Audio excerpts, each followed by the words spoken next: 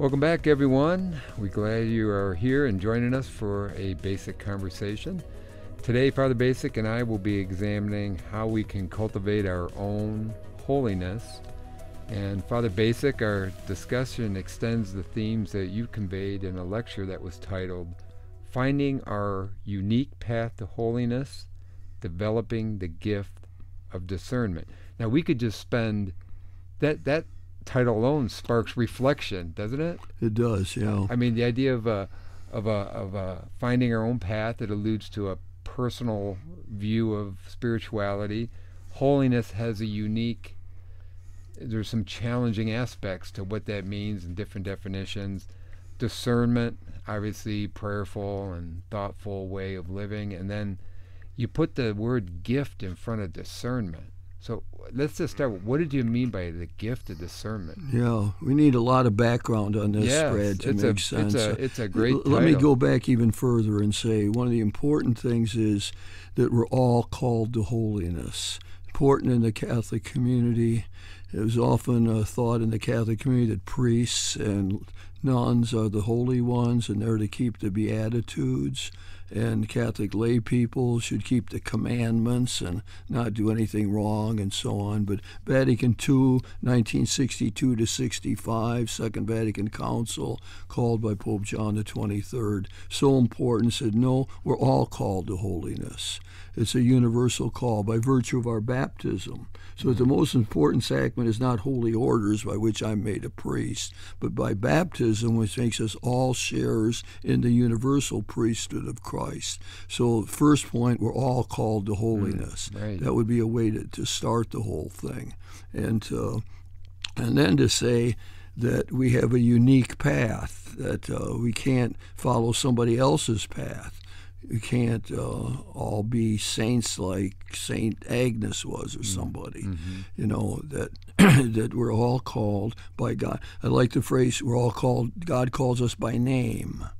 God has given us certain talents and gifts. We find ourselves in a particular situation in our world, in a certain culture, a certain historical time, and so on. And the job is to be holy in that setting. In that particular situation, and that I was just thinking there was parents who had their daughter, a very holy daughter, died at an early age, and part of the response was to try to be holy in her way. And they're grieving and so on. It's a terrible situation. And I'm talking to them and I'm saying, no, it's not to imitate your daughter's holiness. She was a wonderful, holy young woman, for absolutely sure. But to find your own way to be holy now, which probably means something like supporting each other in this grieving process or allowing your spouse to grieve in a different way than you do. So it becomes very concrete to find our own way. Yeah. Then the other word you used was discernment. And the gift of discernment. Yeah, that's a good point. Gift of discernment, yeah. All things are gifts from God. The Holy Spirit, we talk about gifts of the Holy Spirit and so on. But discernment has been a word that's been popular in the Jesuit world thanks to the exercises of St. Ignatius. And so a lot of, again, it's a new word for many people, discernment. Mm-hmm. And Pope Francis loves to say it.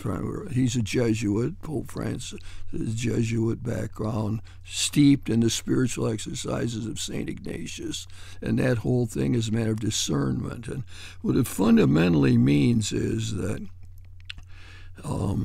we try to build prayer into finding out what to do. In other words, you're trying to figure out if you're going to marry Laura or not. Mm-hmm. You know, your wonderful wife. Yes. And 34 years. 34 years, yes. Yeah, beautiful thing. You were there. Yes, big moment for sure. And then big moments along the way. So, you know, one way to think about, well, how many pluses in my, Laura's got these 4 good points and these 2 difficult points, you know, what am I going to do? But that isn't the way it works, really. Mm-hmm. Discernment becomes you're a Christian man, you're steeped in the Catholic tradition, You have a prayer life and so on. And it's out of that root, that basis, that strength from within that you sort of play out, is this going to work for me? It's a matter of the heart very often. Yeah, she's the right person for me. I know it now. I fell in love. Now I know it, and I can proceed on it. So that it's a thing that we sort of do naturally. We're putting words to it now. And if we try to do it systematically, we'd say, well, you got to figure out if you're going to take a new job or not. And so one of the ways to do it is to get some time off, get some quiet time, do some praying, try to be in tune with God's will, quiet the outer noises and so on, listen to one's heart, think it through and so on, and play out the options. If I take this job, how does it feel to me? How will that be? If I take another job, how would that be? So I play out the options, okay? And in playing out the options, if we're in a prayerful state and we're doing discerning, one will probably appear to be right. It's just, I know this is what I like to do that. If I can delay a decision, easily and not have to make it till next week and so on, I like to just let it play in my mind and heart, and just let the options appear and so on and go through it. And oftentimes, I'm sure you and everyone else find some option becomes clear. Right. This is what I got to do. Right. I don't need 4 pluses and 2 minuses. I know this is what I have to do. So somehow discernment's got that. It's got a prayerful side to it, a quiet side, listening to the heart, listening to my religious tradition and so on, and how that will guide my decision. It will just seem right. Yeah. It will just seem fitting. And when the lecture, you were able to, for me as a participant, as an audience member, demystify holiness and make it more pragmatic and make it more personal. So let's just talk about how you did that, because it was very effective. And the interesting part is that you chose Cardinal Newman to be kind of you role played Cardinal Newman, and you had 7 individuals, vignettes, and they came forward and they were discerning various issues. They were trying to think through and how to live most effectively. And let me ask you, first of all, why did you choose Cardinal Newman for this? Yeah. Well, because he's good at it. But a lot of people don't know who Newman is. Cardinal Newman, John Henry Newman, 19th century figure, spanned the century, was teacher at Oxford, which he loved. He was a fellow of Oriel, and started thinking through his Anglican faith. He was an Anglican preacher, and thinking through, does that make sense to me or not? And how does it fit in with the Roman Catholic Church? And he went through a 5-6 year process of discernment, which led him to become a Catholic priest and a cardinal, and just recently canonized as a saint of the Catholic Church. So, and people might know him through Newman clubs. University level, yes. I think it was back in the University of Pennsylvania early in the century, maybe, who started Newman clubs, and it became popular. So if people do know the word Newman, it's because of Newman clubs at secular universities, and where students gather and pray and do their reach to others and do their social justice work and so on. So Newman, important figure. So I think what I did was role play that Newman was actually there. He was you assumed I think he started out by saying, "Thanks for resurrecting me." Yes, they got a good laugh. Yeah. So I was trying to use his great work at discernment as a guide. Yeah. And the first one, and each one of these vignettes or people that came forward had some really good pieces to it. And the first one was Isaac. He was a freshman at the university level, trying to figure out how to make the best of it. And Cardinal Newman gave him some real practical things, like don't drink too much, get a mentor, connect with a faculty. But then you shared a broader view of what education can be at the college level, and you encouraged Isaac to cultivate the mind, seek truth, look at making connections. It wasn't just job preparation or accumulating knowledge. Important, but it was a challenge I found really.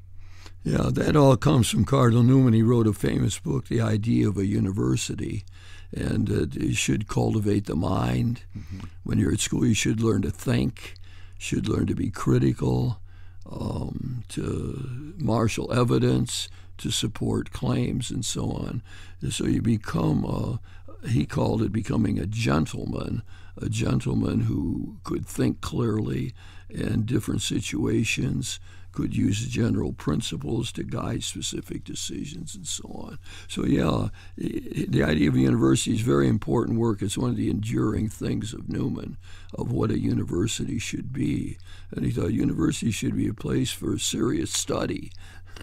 Yeah, I think we warned Isaac, don't drink too much. There were practical aspects to it, yes. Yeah, don't party too much, and make sure you do your work.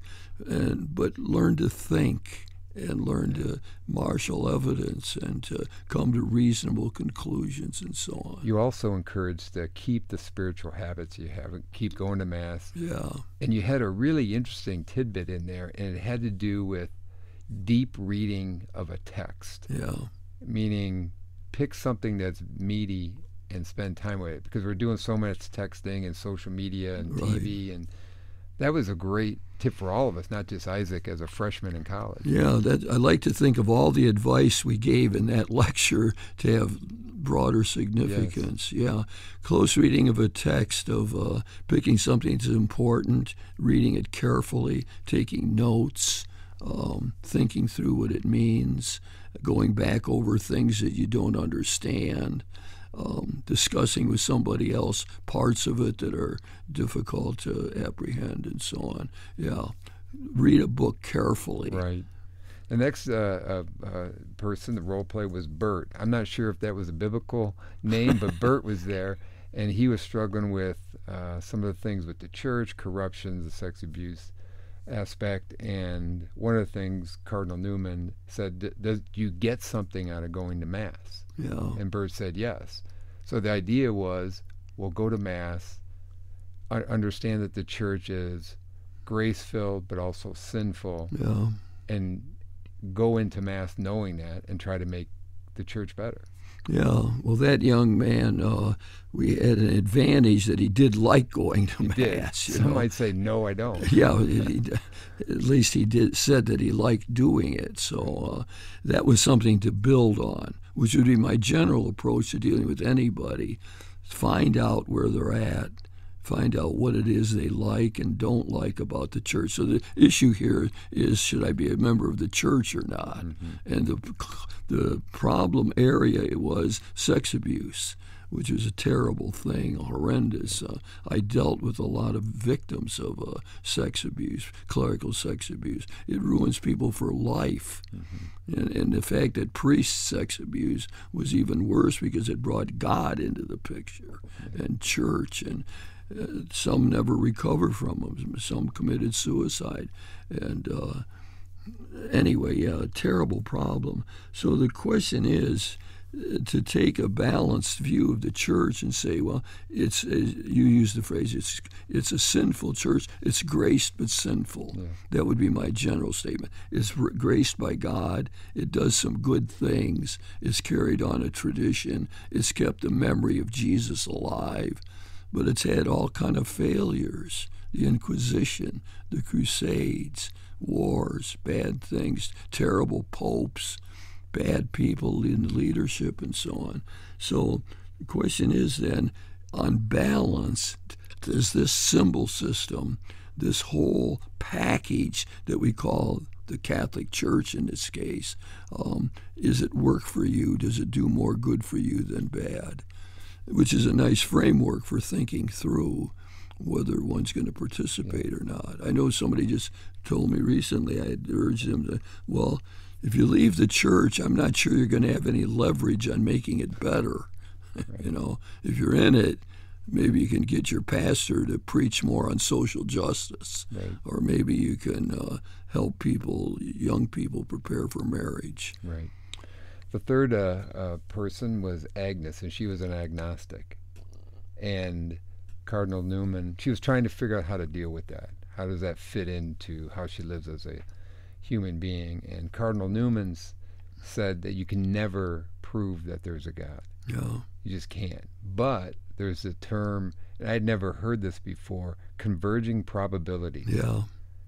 And explain that.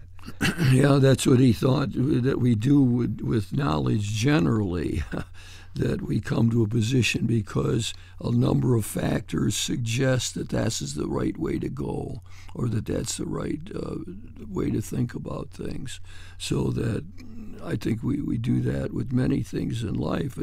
Go back to choosing a mate. There's converging probabilities. We talk well together. We have fun together. We're physically attracted to one another. I put it all together, and it's looking like a nice package. Right. Let's get engaged and get married. So, yeah, that's the way we deal with a lot of things. In other words, even something like, does Australia exist or not? Right. I mean, were you ever in Australia? Well, if you were, then maybe you know it exists. But otherwise, people say they went there. It's on maps, right. And they got legislators and so on. So converging probabilities. So that's the way with belief in God. This person is dealing with belief in God. And to think that we could take, hey, I got 5 proofs for you, Miss Agnostic, and it come from St. Thomas Aquinas, and these 5 proofs, I'll give them to you and you'll believe in God. Well, it isn't going to work. Very often, the matter of accepting a faith is pragmatic. That is, does it work or not? Does it help you when your grandmother dies? Does it help you make a better marriage? Yeah. I think you also made the point as, do you find life meaningful or absurd? Yeah. If you find it meaningful, well, you're trending probably towards a belief in God. Well said, Brad. Well said. And you picked out such an important point. I think when you get finally down to the deepest questions, is life meaningful or absurd? Camus said life is absurd. It's like Sisyphus pushing a rock up to the top. The mountain only falls down. Got to push it up again. It's absurd. So there's authors who think life is absurd. But people who think that life is meaningful and think they're agnostic, I love to have conversations with them. Why do you think it's meaningful? Is it meaningful because 2/3 of the world at some point is starving to death? Does the Holocaust or Gulag support that? Probably not. There's something else that's going on that makes you think that life is meaningful. And if so, then one way of explaining that, converging probabilities, well, there must be a God who's in charge of it. Mm-hmm. There must be a God who's a final judge. There must be a God who's trying to promote good in the world. And if the meaningful, absurd kind of juxtaposition was enough, the last point was, where do you want to be in your final days? Yeah, right. Where do you want it's just a very pragmatic and yeah. Where do you want to be with that? Yeah. What are you going to rely on when you get seriously ill? Yes. Or when you're suffering the diminishments of age? When you can't hit the golf ball anymore, Right. Then where do you fall back on, in a sense? Yeah. You mentioned pragma, and the next kind of a pragmatic approach to holiness and spirituality. Lydia, the next one, really hit it for me. And you cemented it by Bill Belichick. You connected Bill Belichick to Lydia, who was a successful businesswoman and had a lot going for, but she felt like she should be more. She wanted to increase her spirituality in some way. And you said basically, just do everything you're doing with your full heart and mind. And do your job. Do your job, Bill Belichick. That was Bill Belichick. Yeah. Tom Brady loved to bring that up. At halftime we're down 2 touchdowns. What's the message? Do your job. Everyone has to do their job. So I think that it's not finding something special. It's doing what we're supposed to do as well as we can do. So if you got a job, Do the job well, prepare well. Be nice to the people around you, compassionate, kind of. You make money, use the money to help others. Yeah. So that, we don't have to find some other path, We have to do it on a day-to-day basis. That was Newman's big thing, day-to-day basis. Consistency. Yeah. Yeah. Jacob was the fifth one, and he had a son that was gay, struggled with it, came around to it, eventually loved his son, but really struggled the stance of the church and wanted some discernment on how to figure that out. And one of the things that Cardinal Newman talked about was this idea of the importance of your conscience in making moral decisions. Yeah. And the statement that really struck me was conscience over the Pope. Yeah, really. It's a famous statement of Newman. It goes something like this: if I'm called to give an after-dinner talk praising the Pope, I will do so. But first, I will praise conscience. First, I will drink to conscience. That was his big thing. He thought that if we follow our conscience, eventually we're going to get in the right place. So moral theology has always said the real norm for what you're going to do is what your conscience tells you to do. But your conscience has to be formed. You're supposed to think through. You're supposed to think, well, what does my church say about this? What do good people say about it? What do the people I admire say about it? So that we are forming our conscience. But it's a judgment. It's a personal judgment. I have to speak out against racism in my neighborhood. I have to welcome the black family that just moved in. I have to do that. I'm called. It's a very personal kind of thing. So yeah, he said he'd drink to the Pope, fine, but he wants to drink to conscience first, because that's our norm for making decisions. That when someday, before we're in the judgment seat, you think of this, it's not, well, what did the Pope say or what did your priest tell you to do? What did you think you should do? What was your best job? And Newman thought, even if conscience seems to be taking us in a wrong direction, we should follow it.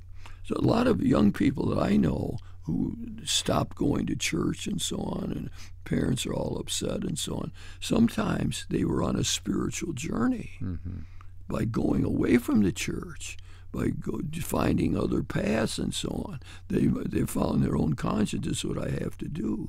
And Newman said, don't break that up. Support it. And so as my teacher Carl Ronner says, every time someone goes on a journey away from the church, leaves the church for a while, and returns, we don't have to think of them on the model of the prodigal son. They might have been on a faith-filled, conscience-driven journey that whole time. The idea of the conscience and kind of the moral decision-making or the moral fiber of who we are, isn't it? That's the ultimate free will, right? Yeah. Yeah. Yeah. The sixth person that came to see Cardinal Newman with some discernment was Prisca. Interesting name. That's a biblical name. It's a biblical name, yep. And she wanted to improve her prayer life.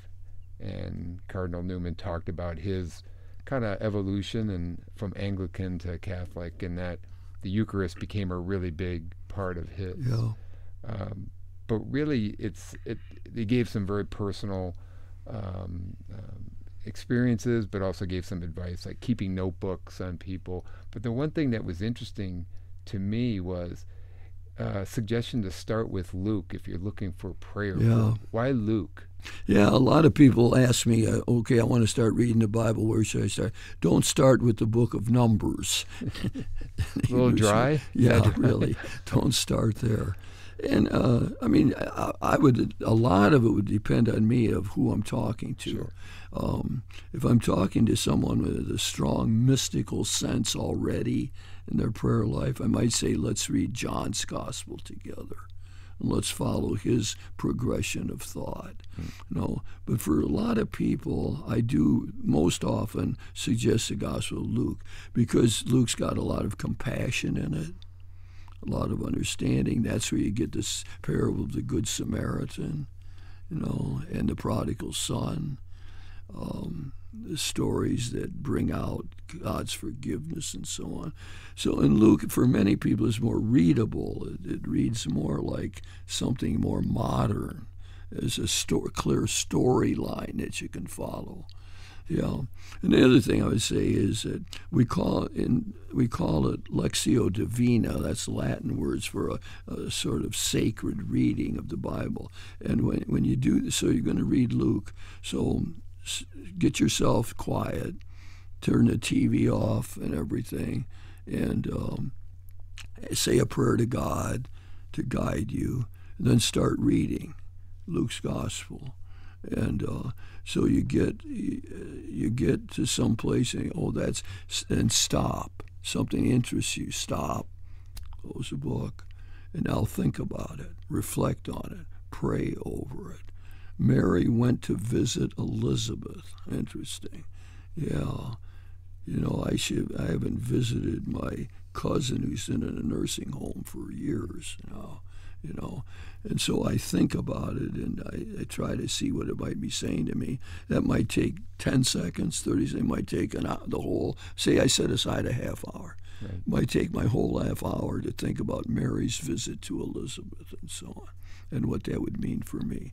But say I exhausted in the first minute, I open the book up again. I start reading right where I left off, and I read till something else strikes me. And now I will go with that. So, and then at the end of it all, we should say another prayer, like we prayed at the beginning. God, guide me, help me to understand the meaning of your scriptures, your word, and so on. At the end, we're going to say a prayer of thanks for any insights we got, any ideas, any good motivation, any call to action that came from it. So yeah, it's a Lectio Divina, we call it. And then the seventh person that came to see Cardinal Newman was Sam, and he was been a widow for a couple of years, and I was still grieving. But then he met someone, and trying to figure out, well, what does this mean? How can I still be grieving, but still be starting a friendship or an attraction with someone else, and looking for this the next way forward? And that's where Cardinal Newman brought this idea of lead kindly light. Yeah. What a powerful. Yeah. What's the sense? Lead? That's his big poem. He wrote it when he was had some illness and was traveling and so on. It's probably his most famous poem, Lead Kindly Light. And it's about not necessarily knowing where you're going to end up or even where you're going, but just you have that first line. The next step. I don't have the. What's the next step for you? Something about the next step. Yeah, he says, not the distant scene, but one step. One step. Yeah. There's a lot of wisdom in that. So what I'm telling this guy who's interested in this lady, take it slow. Yeah. Go one step at a time, see where it takes you. You don't have to see the distant shore. You don't have to see the distant spot yet, but have fun. Enjoy the process. That's part of this whole idea of living in the moment. If we're always thinking about where's it going to end up and what's the future hold and so on, we're not living in the moment. So part of it is live now, enjoy your time with her, see how it's going, learn to talk better, improve your communication and so on. One step. One step. Is there a time for you as a theologian, as a priest, that you feel most in tune with God? When do you feel the most in tune with God yourself? Yeah, I've always said that if I have a good virtue, it's usually gratitude. Thanksgiving is a big feast for me. I think that I have a natural sense of gratitude for people who are kind to me or have been mentors to me and so on, and that some of my deepest prayer comes that way. When one of my nightly prayer has to do for me with centering on praising God, a sense of awe before the vastness of God, this long creation and so on. A sense of feeling dependent upon God totally, of trying to do God's will, contrition for sinfulness, and then gratitude. Gratitude for blessings. So usually I can tick off or get more emotion going that way, especially when I make it concrete. Like my mother's birthday was recently, and I think about what I learned from her, and I can feel some emotion that way. Yeah. Well, thank you for sharing kind of your unique path to holiness, and your lecture and the themes you talked about in the lecture and here. I must say, Brad, you did a great job of bringing back those various vignettes I used in the lecture. I appreciate that as a guideline to think about the Well, each vignette you had a purpose, and you were bringing themes out of those vignettes. Exactly, yeah. So the hope is that what we all went through is that whatever people are struggling with in life, they might find that discernment is a way to go about it. Prayerful, careful, step by step, looking at our lives. And if we're going to become holy, one step at a time. One step at a time. Lead kindly light. It's a good way to end right there. Lead kindly light. Thank you, Father Bacik.